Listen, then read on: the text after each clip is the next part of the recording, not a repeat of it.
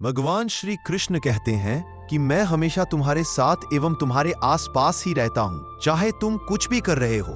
मनुष्य को अपने मन को बार बार यही समझाना चाहिए कि ईश्वर के अलावा उसका इस दुनिया में और कोई नहीं है।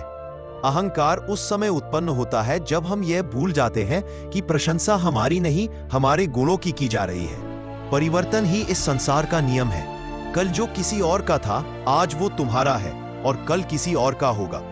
कल की चिंता मत करो। जिस ईश्वर ने आज तक तुम्हें संभाला है, वह आगे भी संभाल लेगा।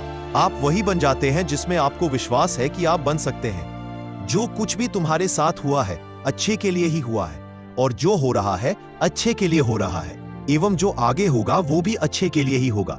बुरे कर्म करने नहीं पड़ते, हो जाते हैं, और अच्छे कर्म होते नहीं करने पड़ते हैं। यदि मनुष्य शिक्षा से पहले संस्कार, व्यापार से पहले व्यवहार तथा भगवान से पहले माता पिता को पहचान ले, तो उसके जीवन में कभी कोई परेशानी ही नहीं होगी।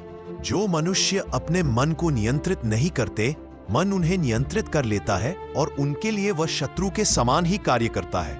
समय चाहे जैसा भी हो, मनुष्य को सदा अपने परिवार के साथ ही रहना चाहिए।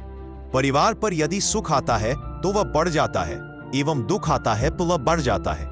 अच्छे लोगों का साथ भगवान की कृपा से प्राप्त होता है, किंतु बुरी संगति में पड़ना मनुष्य के स्वयं के हाथ में ही होता है। मनुष्य को सदैव अपनी वाणी पर संयम रखना चाहिए, क्योंकि वाणी के द्वारा दिए गए घाव कभी नहीं भरते हैं। किसी भी मनुष्य के जीवन में सुख दुख का आना सर्दी गर्मी आने जाने के समान होता है, इसलिए हमें इन्हें सहन करना आना चाहिए।